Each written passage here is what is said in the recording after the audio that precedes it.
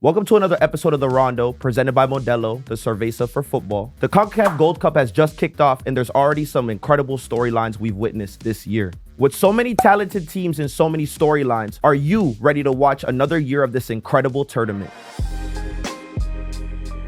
Guys, we've seen some historical performances in the Gold Cup, but who are some icons that you remember? What is your favorite memories from the Gold Cup? Well, it'd be easy to sit here and lie and be like, I've watched Landon Donovan since I was 4, which, look, mate, I'm not gonna lie to you. I haven't. I have not. But it'll be, and I'm sure Lupe will love this one, bro. 2021 final.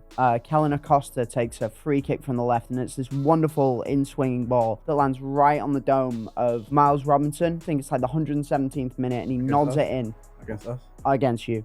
Against you. And you know what? That was limbs. It was limbs. Yeah. It was flipping fantastic. And what I love, it's a great header, it's a great goal, and It's a great goal. after such a rubbish game as well. Do you know what I mean? Yeah. It's 0-0, it's kind of gross, and of course it's like a weird jaunty header from a centre back, but I love sometimes games need that. You need that. Your center back to come in and save you. For you sure. know a lot about that, right? I had some center backs save me before, for sure. Shout out to my CBs who carried us to the victories. What about you, Lupe? Bro, so you said something about against Mexico. Yeah. I got one against the U.S. Okay. Giovanni Dos Santos. We know who that is. Okay, come on now. I already know where this is going. Yeah. Keeper comes out. The keeper comes out. Boom, boom, boom, boom. Player comes out between two players. A chip to the corner. Bro, that's like top tier. Yeah, that was 2011 Gold Cup, bro. Incredible moment. So I've seen that goal so many times, and I'm still not It's sure. perfect. Right. It's perfect. It's Right. perfect. Yeah. Two things about that surprised me. The first thing that he even thinks to chip it to the far corner. why? Why not shoot? Why? You just Why did chip you it. chip it? Yeah. Or why? you could have passed, or you could have shot it with power. No, you just chose to chip it. Yeah. Yeah, So, And the keeper and the defender that tries to jump makes it even better. right. Bro, the worst part about it, imagine being that defender, trying to get it. He really tried. You just feel the ball going over the skin of your hair. Tried, but Just it was perfectly on Bro, the corner. the ball gave him a fade, bro, on the top of his head. I felt so bad for him, bro. Nah, that goal is literally iconic. One of the greatest moments, I think, in Mexican history. I think in Gold Cup history overall, bro. I think if you were to make a list of is it fair to say all-time goal? But that would be on it for me. That would be probably my favorite moment in the Gold Cup, 2011 Gold Cup. Same tournament, but it was actually the match before. It was the United States versus Panama. It was 0-0 in the 63rd minute, and the U.S. men's national team calls up Freddie Adu for this tournament. Freddie Adu was no one knew what was going on with his career at this point. I think he was just coming back to MLS from Benfica, and he was going through a lot in his career. But, Bob Bradley gave him the call up for this tournament, puts him in the 63rd minute, gets the ball around the 75th minute, plays a beautiful reverse ball down the line for Landon Donovan, I believe. Yeah. Landon Donovan slaps it across the goal. Clint Dempsey comes, taps it in to make it 1-0. They win that game to play Mexico in the final. But what made that so iconic for me is because that was kind of that Freddie Adu arc. I really thought he's going to kick on from there, because he was only 24 at the time. Was he still only 24? He was only 24 , bro. If you told me that Freddie Adu's 28 now, I'd be believe, yeah. For sure. I'd be all His age is so ominous, but ominous. But at the end of the day, though, that game really just put him back on the map. And I just remember that so vividly because that ball to Landon Donovan was so beautiful, man. And very few number 10s or very few players have that vision to turn and play a reverse ball like that. Growing up, I didn't really see that many kids in the U.S. soccer system that were black coming up. It was maybe Josie Altidore, Freddie Adu, DeMarcus Beasley. Those were the guys. So for me, when I saw Freddie Adu, I'm seeing this 15-year-old play in MLS. I'm bro, he's a representation of myself. I see him, and I'm maybe I could do something like that someday. You know what I'm saying? Maybe I could play in MLS someday. So I think for me, it was more of the representation of what he represented for the community that I'm a part of, more than him being a star. Yeah, to be fair, I found that a bit more difficult when it came to Freddie Adu. Nah, I feel you, bro. You probably just think he's a flop. A lot of good players, a lot of great goals, right? But who is the best Gold Cup player of all time? My Gold Cup goat of all time, you know what I'm saying? I'm gonna have to give it to Rafa Marquez. You know what I'm saying? You gotta think about it. Rafa Marquez was playing on a stage of Barcelona. He's winning the UEFA Champions League. He's doing this as a CONCACAF player. For me, Rafa Marquez was one of them guys, and honestly, he's an icon in Mexico. That's my guy. What does he mean to you? Is he? Bro, growing up, that's all we knew. Really? He was the guy. Mm-hmm. And I never really watched much soccer, much football growing up, but when I did, he was one of the guys. Everyone just knew about him, right? You say Rafa Marquez and you automatically know. It's kind of like Chicharito. Like Chicharito, you just know who they are. let's take it a step further than just the GOAT of the Gold Cup. We have an all-time Hispanic 11 here, and we're going to go through the squad to see what you guys think. Goalkeeper, we have Keylor Navas. Left back, we have Brian Oviedo. Center backs, Rafa Marquez, Roman Torres, and Andy Nahara right back. Okay, first of all, what a defensive unit. Yeah, facts. I'm backing that.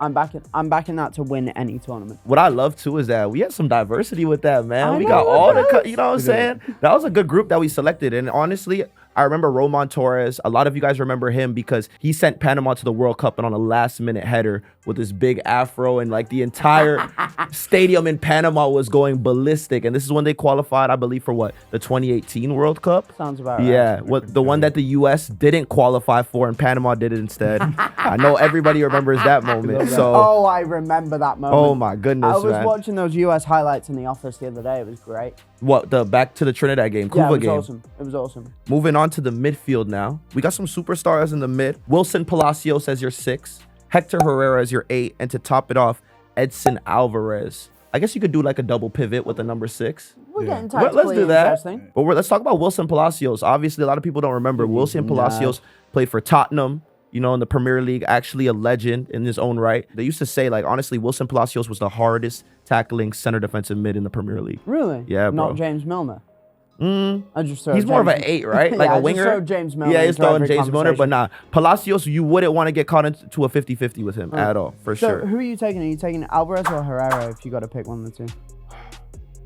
I mean, they're in the same team, but like, Yeah, I would have to say Alvarez. yeah, Edson Alvarez? I have to because he's doing very good. He's Like- doing very good currently. yeah, So like, but it's just tricky to ask me yeah, that watches both of them. yeah. Is super tricky. Alvarez has kind of seemed like he's more of like the guy and like the symbol of like the Mexican national team more recently. Do you know what I mean? Yeah, Like he yeah. seems like he's like inherited kind of the leadership thing. So that's what I was saying. Like it's tough because Herrera was also a very key player, but Yeah. he's taking that role of like taking care of his team. yeah, Like if you foul my teammate, I'm gonna step up, I will no matter kill who you. it is. Yeah, facts. and I will make it known that I'm protecting my team.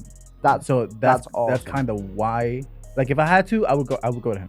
Okay. But it's just tricky to ask me because I love them both. Okay, fair enough. Okay, that makes sense. All right. And then last, our front 3 Okay. of Chicharito, Carlitos Vela, and Joel Campbell. Sorry, shout out to Raheem for the pronunciation. Bro, I'm telling you, man. I'm valid in the Latino community, bro. You guys know this, bro. But yeah, Joel Campbell, honestly, ultimate legend. I think I remember him in the 2014 World Cup for Costa Rica, the same one that we were talking about, Keylor Navas. And Joel Campbell was an absolute baller. I remember with the Nike Mercurial Vapors, the pink one, him doing his thing for Costa Rica. Legend in his own right for the country. And I think he's still playing for Costa Rica. I think he's at the age of, 32 or 33 playing back there now. But for me, I think Joel Campbell, especially in Europe as well, played for Arsenal, played for Villarreal, some of the biggest teams in Europe. Salute to him, man. Talk to me, buddy. Again, Vela, Vela Chicharito. You have to go with Chicharito why? because I feel like if people don't watch football as much, they know who Chicharito is over Vela. It's about like cultural impact. Yeah. Yes, because some people just don't watch it. Even people from Mexico, they don't watch football. Right. But if you say Chicharito, they know exactly who that is. And I feel like Chicharito did more. And guys, finally, it wouldn't be a proper analysis of a competition if we didn't review past winners. We went through the players. Now let's go through the teams. Who are some of the greatest Gold Cup teams of all time? Well, it's kind of heinous to be saying this wearing a Mexico shirt, but I've got to say the 2002 USMNT winning team. Because I feel like, number of reasons, Landon Donovan's on that team. DeMarcus Beasley. DeMarcus Beasley, Brian McBride playing up front, Casey Keller in goal. So like names that became very important in like the, canon of US soccer. Most importantly, that was the start of that team that had success at the World Cup in 2002. Dos Acero, sorry.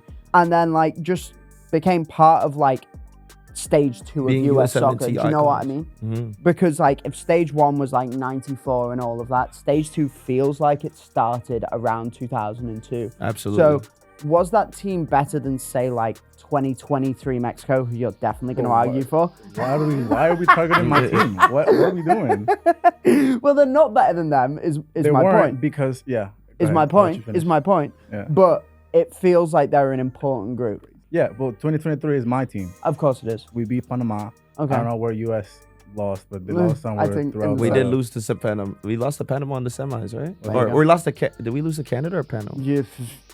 whoever it was. Whatever it was. It doesn't So matter. 2023 To you. Mexico, bro. That's when we were struggling a bit before that tournament. So seeing them come together and actually figure it out, I think that's why I will have to choose. And it's the most recent one, so that's my iconic team. Thank you so much to Modelo for sponsoring today's episode of the Rondo. Modelo is the cerveza for football. This year marks 8 years of their partnership with the Gold Cup. With their involvement in the beautiful game for over 30 years, Modelo knows a thing or two about great competition. You too can enjoy great competition with the official cerveza for football, Modelo. Thank you again to Modelo for sponsoring today's episode. Leave a like, comment, subscribe, and let us know in the comment section who do you think will win this year's Gold Cup.